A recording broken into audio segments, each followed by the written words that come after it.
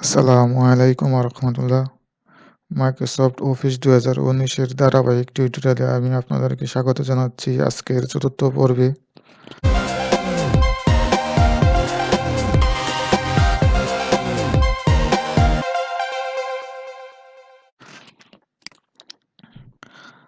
আজকে আমরা শিখব প্যারাগ্রাফ। প্যারাগ্রাফ নিয়ে যত কাজ আছে সমস্ত কাজই আপনাদেরকে দেখাবো। গত পর্বে দেখে গেছিলাম ফন্টের উপরে ফন্ট নিয়ে যত কাজ আছে এর সবগুলি কাজই আপনাদেরকে দেখিয়েছি। তো যারা গত পর্ব দেখেন নাই তারা আজকে গত পর্ব দেখে এই ৪র্থ পর্ব অর্থাৎ প্যারাগ্রাফ পর্বটি দেখবেন। তো এইজন্য আপনাদেরকে কাজের দিকে নিয়ে যাচ্ছি। দেখুন প্যারাগ্রাফে আমি কিছু টেক্সট এখানে রেখে দিয়েছি কপি করে। দেখুন আরও কিছু যদি আমি এটা থেকে কপি করে আরও কিছু প্যারাগ্রাফ আমি বাড়াচ্ছি, আরও কিছু আমি নিচ্ছি। দেখুন এটা দেখুন প্রথমে আমরা যেটা দেখতেছি যে এখানে এইটা চয়েস সিলেক্ট অবস্থায় আছে। দেখুন এটা কি অ্যালাইন লেফট অর্থাৎ এই লেখাগুলি কোন পাশ থেকে সাজিয়ে যাবে বা চেপে যাবে। দেখুন এই লেফট সাইড থেকে লেখাগুলি প্রত্যেকগুলি লেখা এরকম চেপে যাচ্ছে। সবগুলি লেখা লেফট সাইডে সবগুলি লাইনে বরাবর আছে। দেখুন এটাকে আমরা যদি চেঞ্জ করতে চাই, মিডল করতে চাই, দেখুন লেখাগুলি মিডলে থাকবে। দেখুন এই লাইনটা কিন্তু এই সাইড থেকে দেখুন এই সাইড পুরো হচ্ছে কিন্তু ওই সাইডে ফাঁকা আছে, কিন্তু আমার হচ্ছে এই সেন্টার যখন দিব তখন এই সাইড তো ফাঁকা থাকবে, এই সাইড তো ফাঁকা থাকবে। সেন্টার থেকে দুই পাশে ডানে বামে এটা নিয়ে যাবে। তখন আমি পুরো লেখাটা কপি করি। দেখুন কপি কপি সিলেক্ট করতেছি। দেখুন এখানে আমি ক্লিক করব। দেখুন চেঞ্জ হয়ে যাচ্ছে। এখন আমার পুরো প্যারাগ্রাফ লেখাগুলি দেখুন মাঝ বরাবর থেকে ডাইন বামে সাজিয়ে যাচ্ছে, মাঝ থেকে ডাইন বামে যাচ্ছে। যদি ডিফল্টভাবে এটা দেওয়া থাকে, যেমন এটা এই সাইডে, এটা লেফট সাইড থেকে সাজিয়ে থাকে, আর এটা সেন্টার থেকে সাজবে, আর রাইট সাইড থেকে বিপরীত।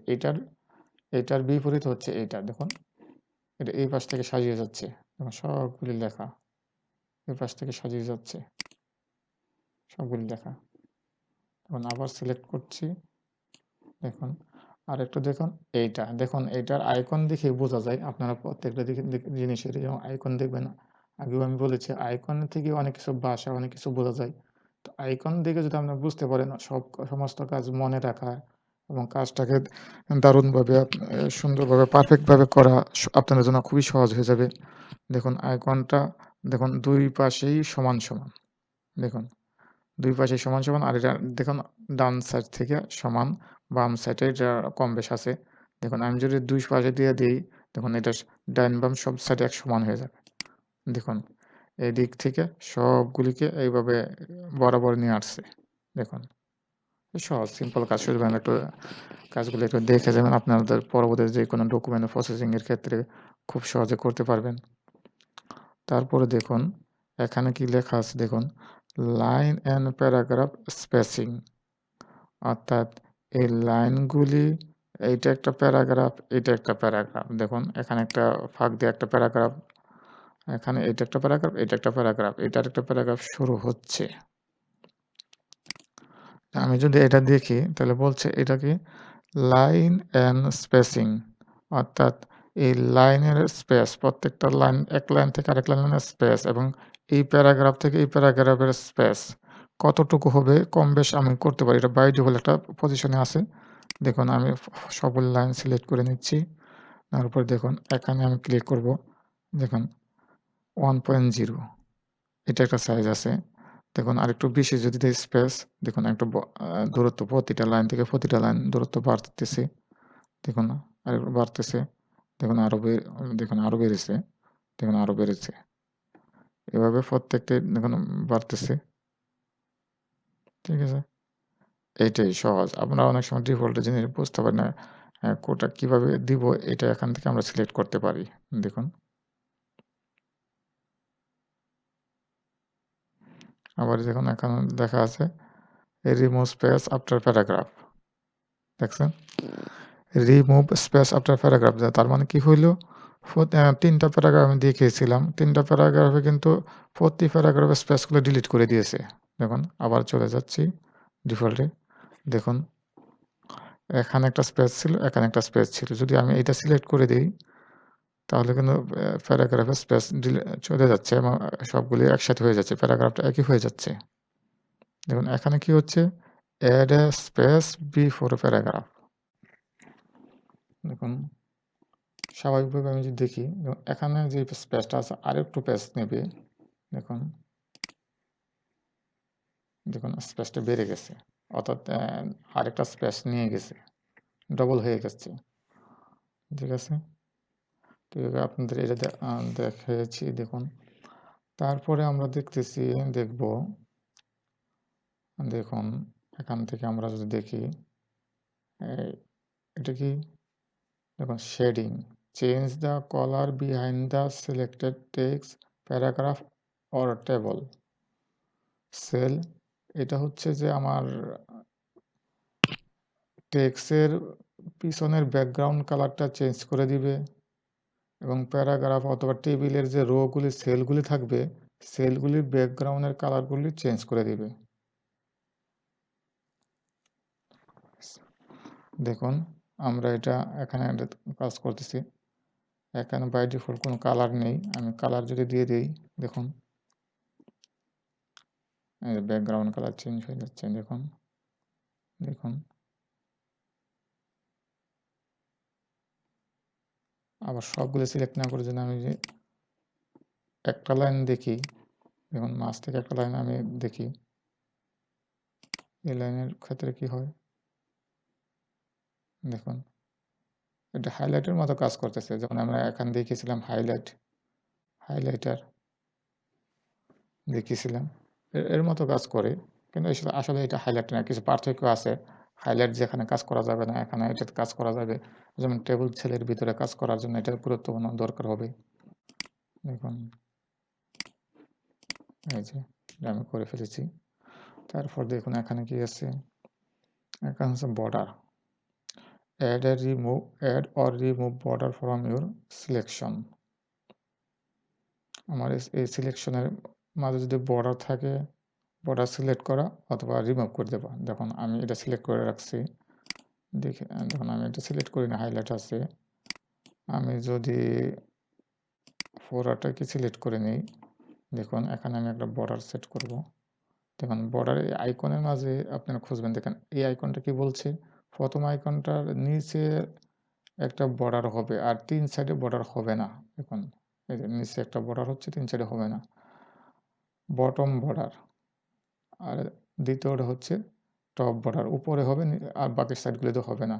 Left border, right border, no border, কোনো বর্ডার হবে না। আর এখন দেখুন all side border, all border, যেখানে যেখানে ফাঁকা আছে সব জায়গায় এখানে বর্ডার দিয়ে দিচ্ছে। আউটসাইড বর্ডার, এখানে হচ্ছে অল বর্ডার, ভিতরে সমস্ত প্যারাগ্রাফের ভিতরেও আলাদা আলাদাভাবে এটা বর্ডার দিয়ে দিচ্ছে।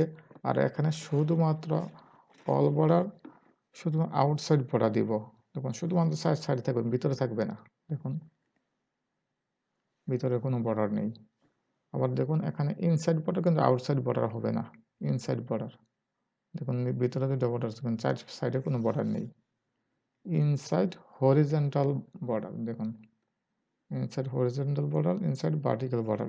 যেহেতু ভার্টিক্যালের আমার কোনো কাজ নেই, এখানে দুইটা কলাম যদি আমি দিয়ে দিতাম তখন হয়তো হয়ে যেত। দুইটা কলামের ক্ষেত্রে আবার দেখা যাচ্ছে এখানে অন্য একটা ফাংশন আছে, কারণ আমি যখন কলাম নিয়ে কাজ করব তখন দেখা গেছে এখানে যদি আমি কলাম দিয়ে দিচ্ছি আরেকটা কলাম ওদিকে হবে, তখন দেখা যাচ্ছে আপনার ওটা ওই রকম হয়ে যাবে ভার্টিক্যাল।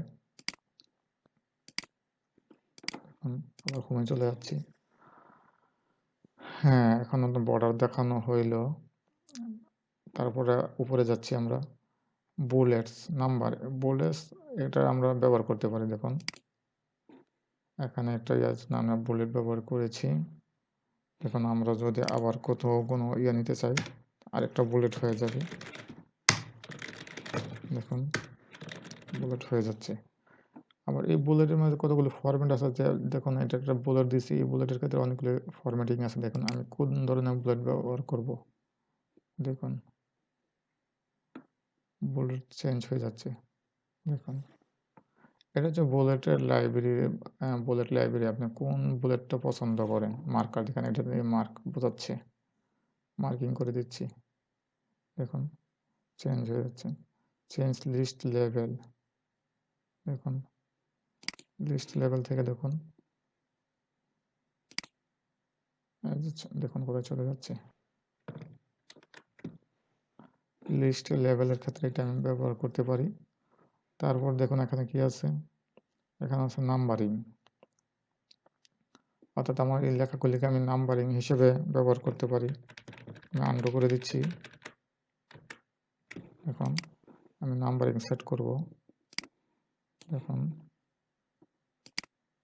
নাম্বারিং, এখানে 3টা প্যারাগ্রাফে 3টা নাম্বার নিয়ে নিয়েছে। দেখুন আমি যদি আরও কিছু লিখতে চাই, দেখুন আরেকটা 4 এসে যাবে। দেখুন 5, দেখুন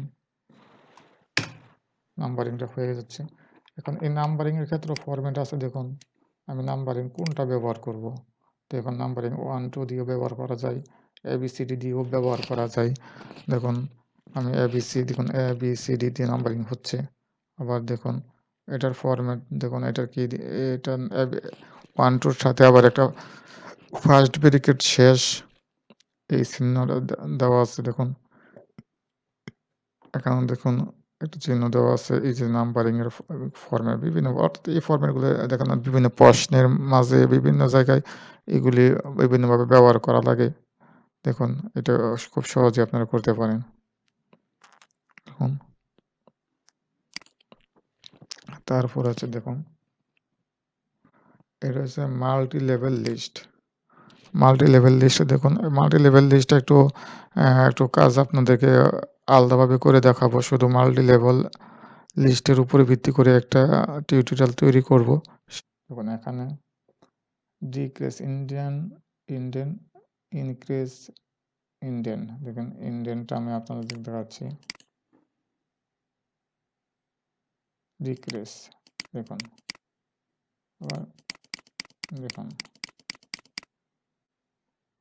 ইন্ডেন্টের মাধ্যমে আমরা এটা করতে পারতেছি। কিছু ওয়েবসাইট আমি যদি এটা নিয়ে যেতে চাই, দেখুন দেখুন হয়ে যাচ্ছে। তো ডাইনে বামে আমি নিতে পারতেছি, পুরো একটা ব্লককে আমি নিতে পারছি, একটা প্যারাগ্রাফকে নিতে পারতেছি। আবার দেখুন শর্টিং,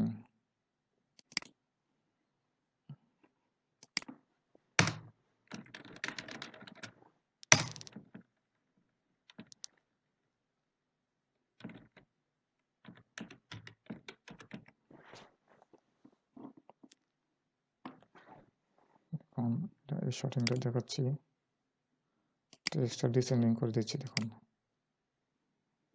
বাংলা, এগুলি উপরে চলে যাবে। দেখুন